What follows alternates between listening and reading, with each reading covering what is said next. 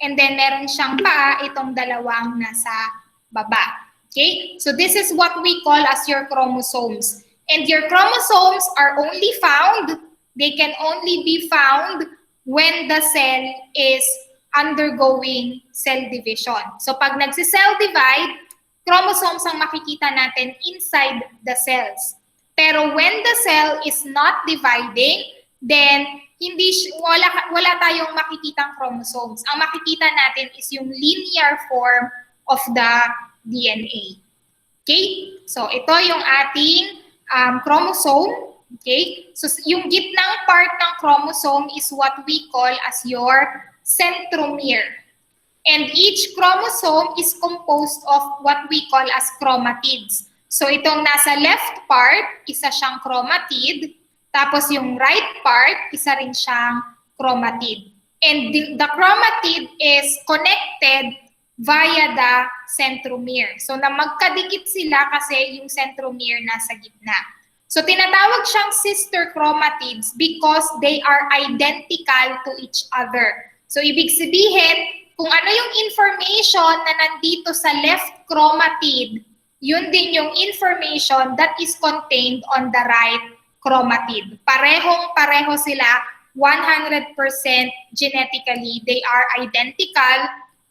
That's why they are called as your sister chromatid.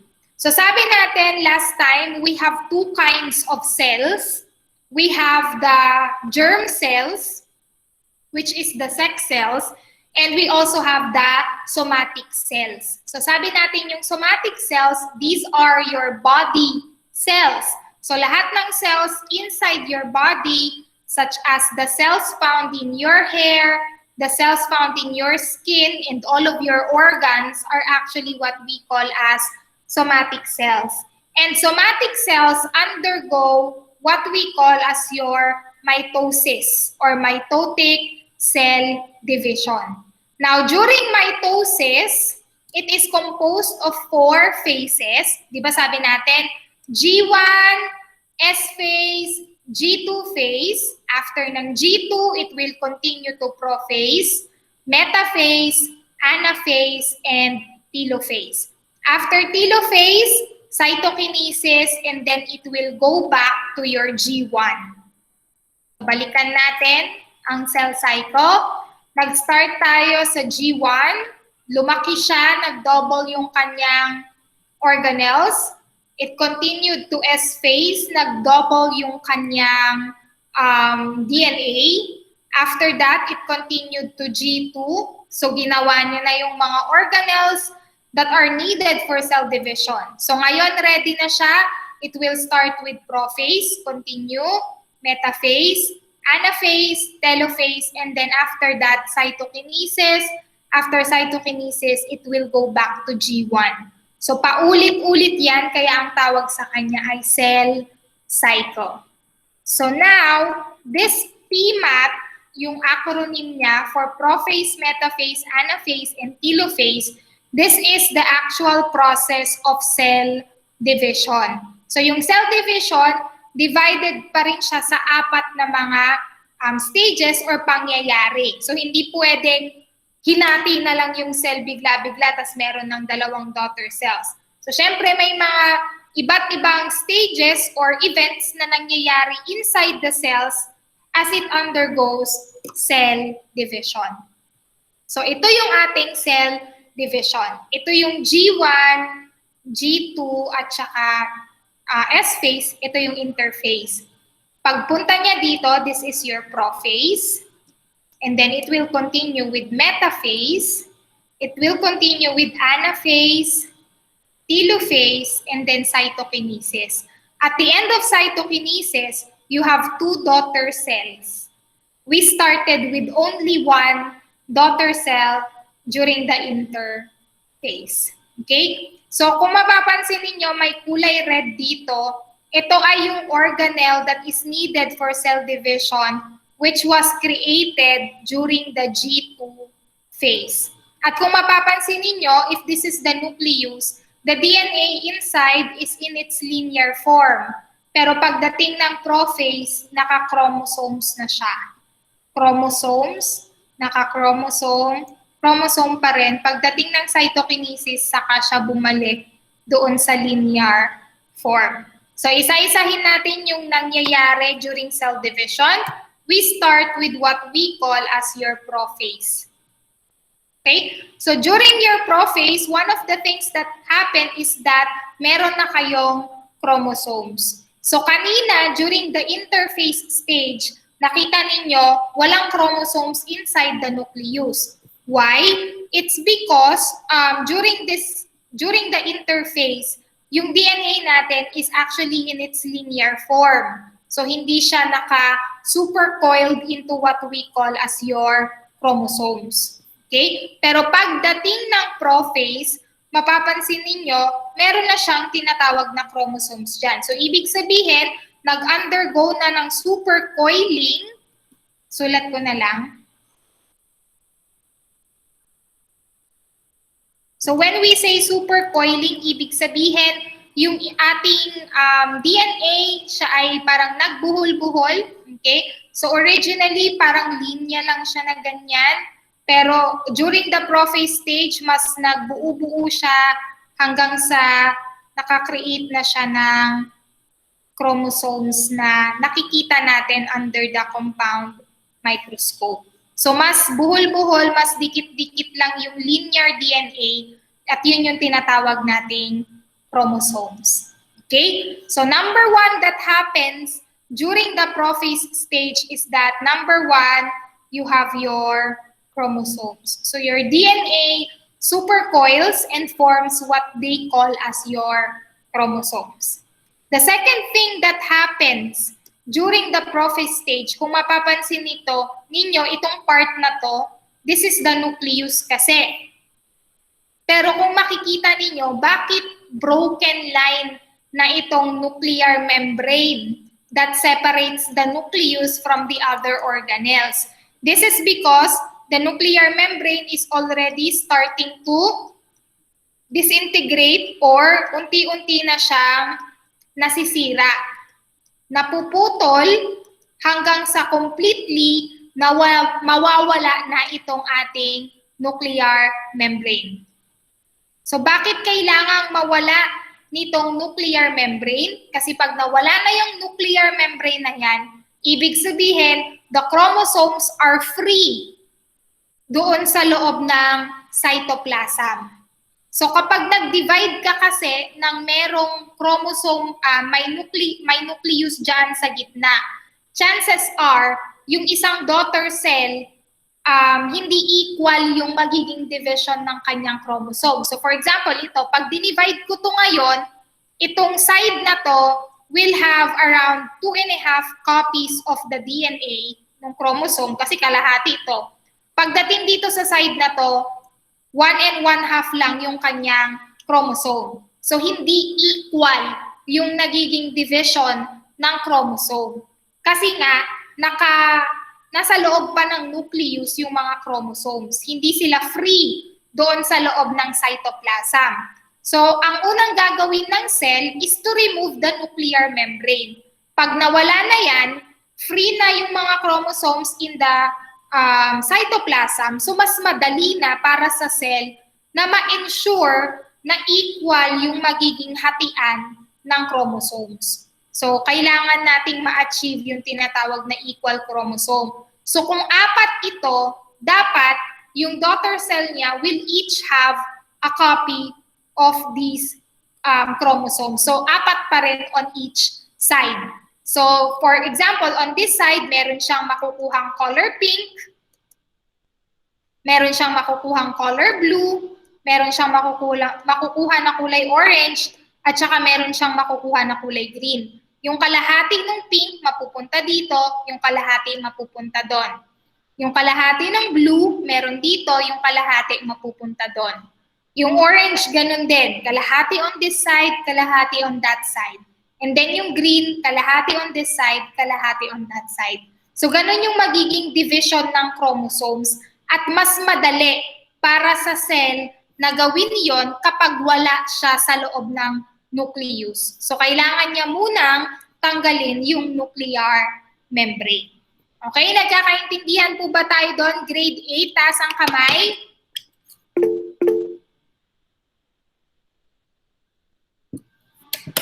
Okay, so hindi basta-basta pwedeng may chromosome lang on each side. Dapat both of them will have the same copies. Kasi magkapareho sila. So kung ano ang itsura ng cells sa skin mo, lahat ng cells magkakapareho sila. Hindi sila pwedeng magkakaiba. So both of them will have the same copies of these chromosomes. Okay? And then the number 3 that you can expect or you can observe that happens during the prophase stage is that meron tayong tinatawag na centrioles. So these centrioles are organelles that is only used during cell division. So itong mga kulay pink sa gitna na to, these are what we call as your centrioles. So kailan ginagawa yung centrioles? During the G2 phase. So pinoproduce na siya ng cells during the G2 phase. And then after cell division, nawawala yung centrioles na yan. So bakit important na magkaroon ng centrioles? Kasi yung centrioles na yan, yung nagke-create nung tinatawag nating spindle fibers. So kung mapapansin ninyo dito sa drawing, yung centrioles parang meron siyang mga line na nakapaikot sa kanya. So yung mga linya na yan, these are what we call as your spindle fibers. And later on, importante yan as we go forward dito sa ating cell division. Now you have to take note, ang centrioles natin ay dalawa, isa on this side and isa on another side. So usually, balik tayo ayan. Usually yung centrioles natin, it is only in one side. Pero pag nagpunta na siya ng prophase, mapapansin niyo yung centrioles naghihiwalay siya until they reach what we call as your opposite poles. So kailangan on both sides of the cell, meron tayong tinatawag na centrioles. At itong centrioles na to will form what we call as your spindle fibers. So bakit kailangan ng spindle fibers? Pag nagpunta na tayo ng metaphase. Okay? So during metaphase, kung mapapansin niyo wala nang nucleus. Kasi completely nawala na yung kanyang nuclear membrane. So yung sabi ko sa inyo, yung mga chromosomes, they are free to float in the cytoplasm. And when they are free to float in the cytoplasm, the spindle fibers formed by the centrioles, they will attach to the centromere of these chromosomes. So itong centromere or yung gitna ng chromosome, diyan mag-a-attach itong mga spindle fibers na to. So kung napapansin ninyo, nakadikit yung spindle fibers dito sa centromere ng mga chromosomes. At kapag naka-attach na sila doon sa centromere ng chromosomes, these spindle fibers will now align or will now put all of your chromosomes in the middle.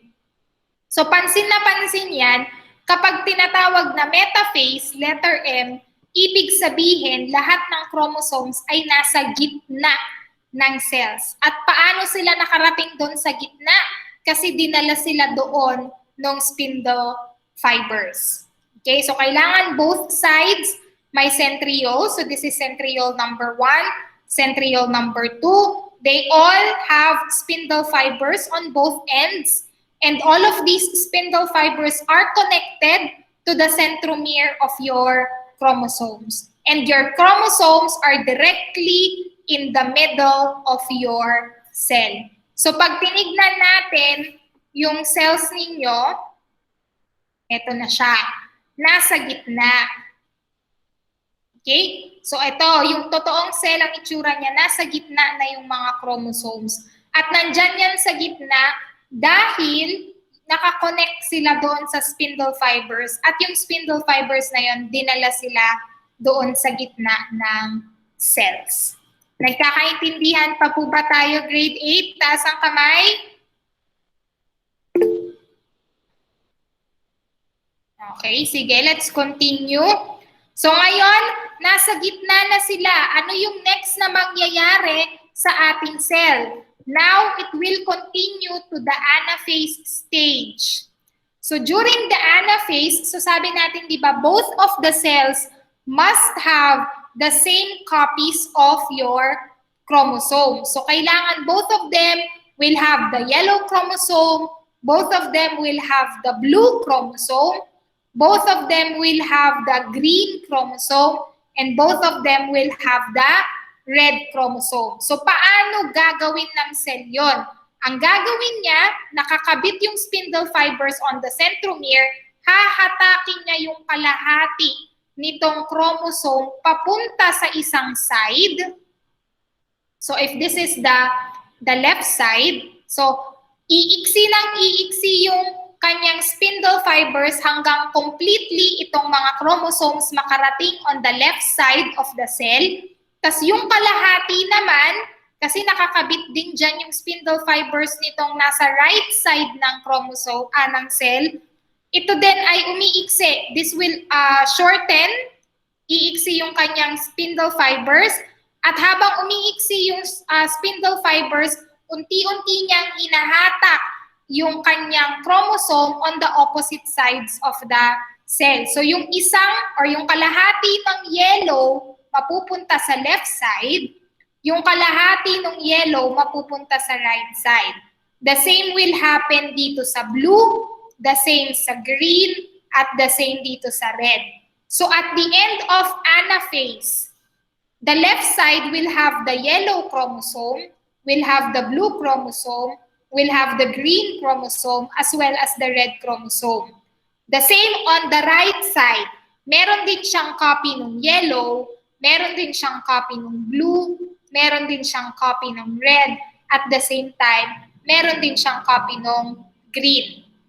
So anaphase is the part of the cell division where the chromosomes are being pulled away. Letter A, away, anaphase. They are pulled away from each other and they are being separated into two groups, one on each opposite pole. Pero yung kanyang separation is what we call as equal. Kasi both of them will have one copy of each chromosome. So equal yung kanyang magiging hatian. Okay? And the pulling away of this chromosome is made possible because the spindle fibers that are attached to the centromere, they are pulling the chromosomes away from each other. Kaya nga, very important na merong centrioles na magpo-produce ng spindle fibers during your cell division.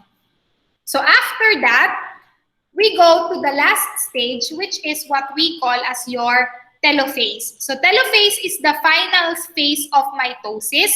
So kung mapapansin ninyo, nahati na yung chromosome, one on each side. So meron siyang copy sa left side, meron din siyang copy sa right side. Kasi nga, hinati siya ng spindle fibers. So dahil nahati na yung chromosomes, hindi na kailangan ng spindle fibers. So during this time, the spindle fibers are disappearing na siya. So the spindle fibers are disappearing. So nawawala na sila hanggang sa later on, pati yung centrioles wala na rin kasi hindi na sila kailangan during the cell division. At dahil na-divide na yung ating chromosome, kung mapapansin ninyo, merong bumalik.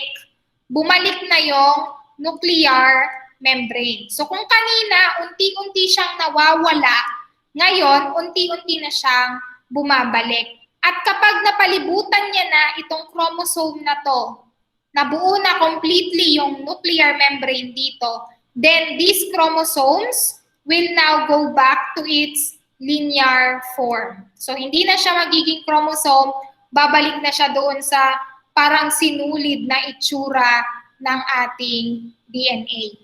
At kung mapapansin ninyo, parang merong kumukurot on this side, para niyang kinurot on both sides yung cell, and this is what we call as your cleavage furrow. So, unti-unti, magdidikit yan on this side hanggang sa completely maghiwalay na yung dalawang cell. Okay? So, the actual division of the cytoplasm is what we call as your cytokinesis. Siyempre, during this time, may nuclear membrane na, and if you will notice, walang chromosome because your DNA is actually in its linear form. And during cytokinesis, ang finofocus ng cell is that the cell organelles are divided equally. So kapag na-divide na equally yung kanyang cell organelles, so pareho na silang may mitochondria, pareho na silang may smooth endoplasmic reticulum, meron na rin on this side na rough endoplasmic reticulum, meron na rin siyang Golgi body and other organelles. Pagtapos nun, then that's when they will divide the actual cytoplasm and they will form what we call as two daughter cells. And these two daughter cells, they are identical or magkapareho sila, identical to each other. So when we say identical, ibig sabihin, they have the same copies of organelles, they are of the same size, and they have the same DNA, the same copy of DNA for each daughter cell. So ngayon, nabuo na yung ating cell division. Sabi natin, during the interphase, nagpe-prepare pa lang siya. It grows in size, it doubles its organelle, it doubles its DNA, and it creates organelles needed for cell division, such as itong ating centrioles. After that, it will undergo what we call as cell division. So it starts with prophase. So during prophase, your DNA is in the form of chromosomes. The nuclear membrane, they start to disintegrate and disappear. Your centrioles, they move to opposite poles and they start forming your spindle fibers. During metaphase, the spindle fibers attach to the centromere of your chromosomes and your chromosomes are aligned in the middle of the cell. During your anaphase, the spindle fibers will shorten and they will move and they will separate the chromosomes away from each other, going towards opposite poles. And then during telophase, your chromosomes are already on opposite poles. Your spindle fibers and your centrioles, they disappear.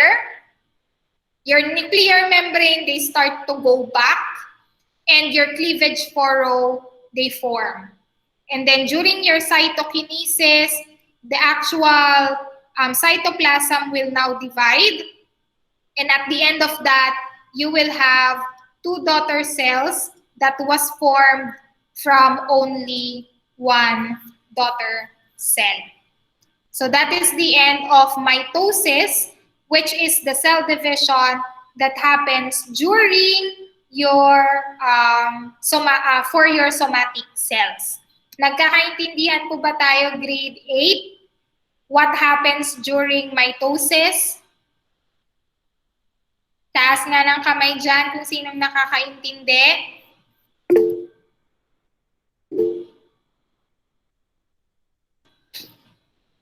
Okay, so let's review first what happens in your cells before we continue with the second one.